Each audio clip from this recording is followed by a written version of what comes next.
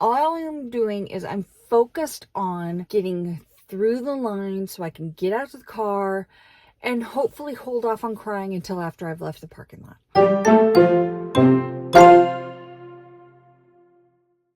Hey everybody, so this is a little bit of a different video for me. I wanted to talk about a situation that happened with me out in public and the sad state of affairs, I think, right now. So, as you know, as many of you know, I have a service dog right behind me. Her name is Cora. Say hi, Cora. I get that Cora is cute. She's very sweet and she's fluffy and it just makes people want to scooch, scooch, scooch.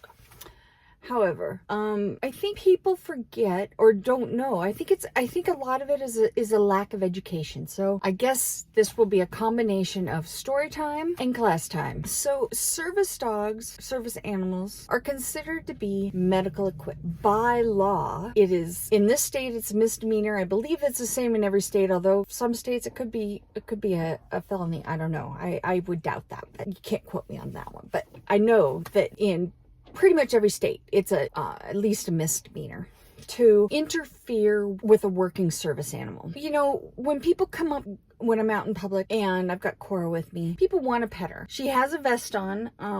She's actually got it on now, so I can't show it to you, but it's a bright pink and blue vest that says, "Do not distract service animal." It says, "Don't take pictures, don't stare, don't just ignore her. Pretend she's not there," kind of thing. People still will comment. I'm okay with "Oh, what a pretty service dog," or "Oh, what a pretty poodle," or "Oh, is that a doodle?" No, she's not a doodle. Sorry. Negative feelings there. So, you know, I'm going to move where it's a little cooler because the sun's starting to shine here. Just a moment. Okay. Sorry. I'm back. I get that she's cute and everything. And generally, if people want to pet her, I just, you know, I say, "No, thank you. She's a working dog. So I can't do that." And most people, I'll give them credit, most people are fine with that. They'll say, "Oh, I'm so sorry." Children, I often treat differently. If I'm able to, if I am physically and mentally able to, and there is not going to be a problem with people around me, then I will usually use it as an educational time to explain to the children why it's not okay for them to pet. And they're usually pretty darn good with it. Parents, on the other hand, if one of the two is going to have a problem, it's usually the parent. Occasionally, I run into, well, I can't say the word here. Occasionally, I run into someone who has a much more negative attitude towards life, we'll say. And it can get ugly. The other day, I was at the store. I was looking around, doing my thing, which going to stores for me is very hard. I have to know exactly where the item, and I mean item or possibly two items that I need are in that store. I have to know that I'm able to get in and out with those, so I go at bizarre times where there won't be a line. And I have to have Cora with me, even to manage that. If I can make it in and out of a store in less than 10 minutes, I can usually avoid a panic attack. If I can't, well, let's just say I'm pretty sure there's a picture of me at our local Costco, because last time I went in there, I ended up on the floor crying. And it was all because they moved the Ziploc bags and I couldn't find them. Yeah, that's a whole nother story. So the point is, going into stores for me, going into public at all for me, is extremely difficult.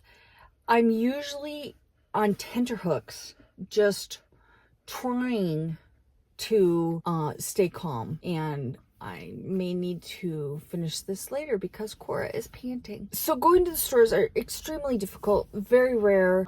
There's only a couple stores really that I feel comfortable in going in pretty much anytime. And so I'm at the store, I get my two items, I get in line. I've had to wait in line for a few minutes. I start getting a little antsy, a little anxious. When I stand still for too long, my blood pressure drops and I start to pass out. It's a whole mess. All I'm doing is I'm focused on getting through the line so I can get out of the car and hopefully hold off on crying until after I've left the parking lot.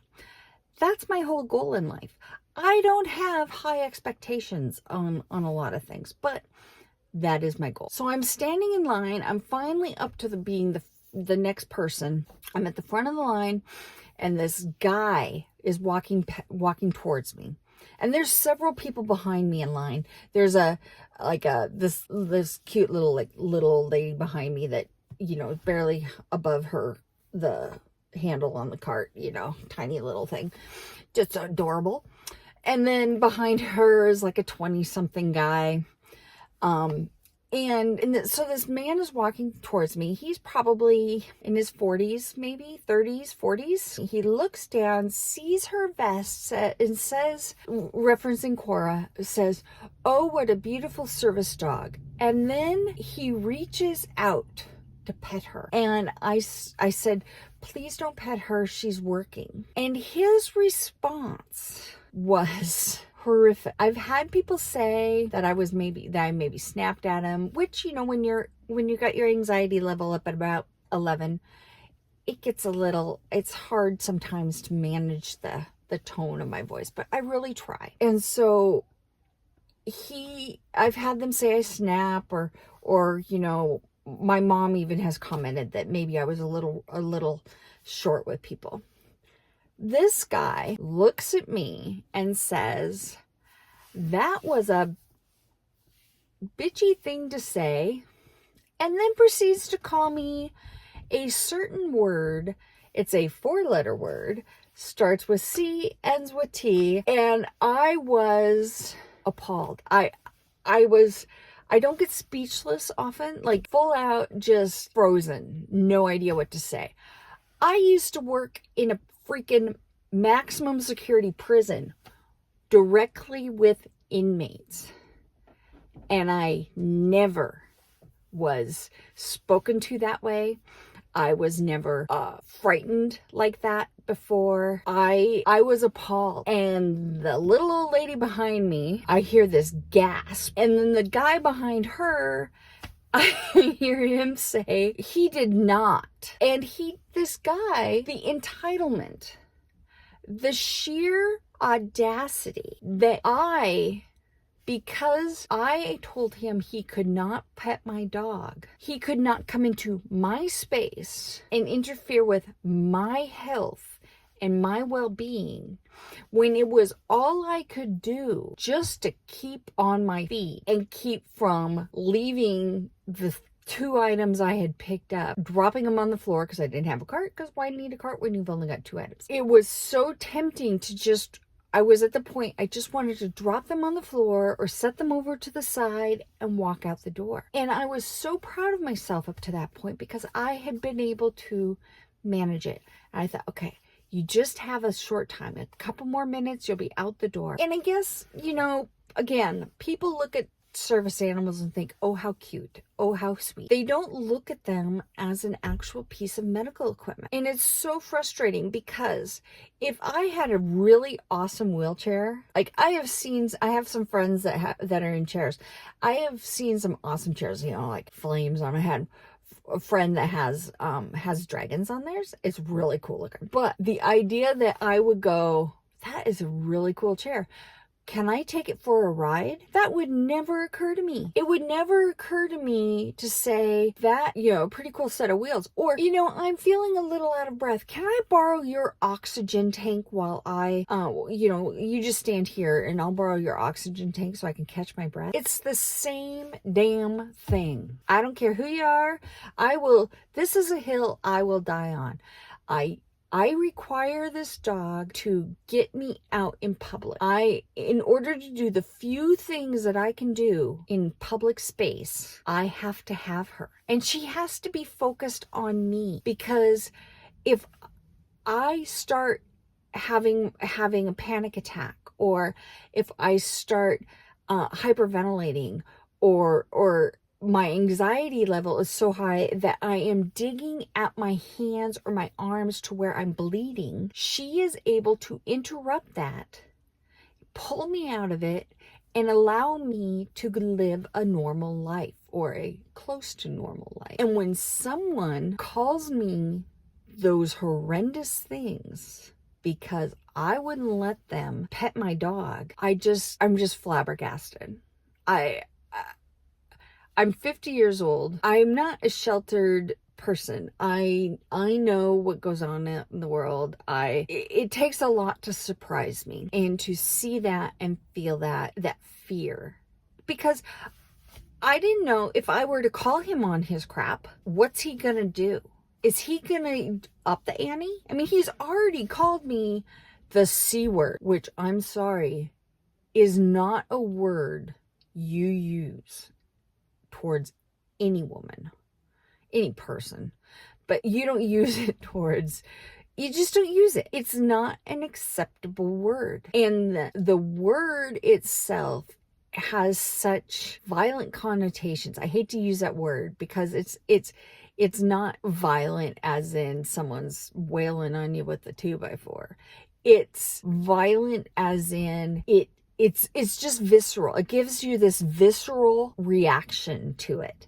And that's what he wanted. He wanted me to know that he was in charge. And for a few minutes, I felt like a victim. I try to live a normal life as much as I can, and he took that away from me with one syllable. I've been called a bitch for not letting people pet her, or for appearing rude because I'm so focused on my anxiety and trying to get out of the store that maybe I don't necessarily react or even hear people when they're talking to me. But to be called that word just set me loose.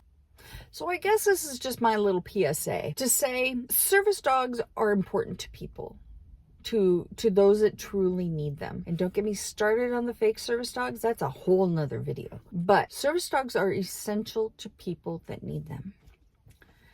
They allow us to participate in the community in sometimes a lessened fashion, but it allows us to participate. And I hope that this video will allow people to understand that when we say we don't want you petting our dog or answering questions, intrusive questions, that's another video, then it's nothing personal. It's not against you. It's just that sometimes we're doing all we can just to go to the freaking grocery store and get a gallon of milk. And again, I know this is a different video than I usually do, but I think I actually might do a couple more of these that have to do with service animals and those of us with invisible, I guess, or any kind of disability, but especially those of us that look healthy. Looks can be deceiving. And so I hope you all have a great day. And please share this. Tell other people, educate each other, and be kind to each other. It's so much.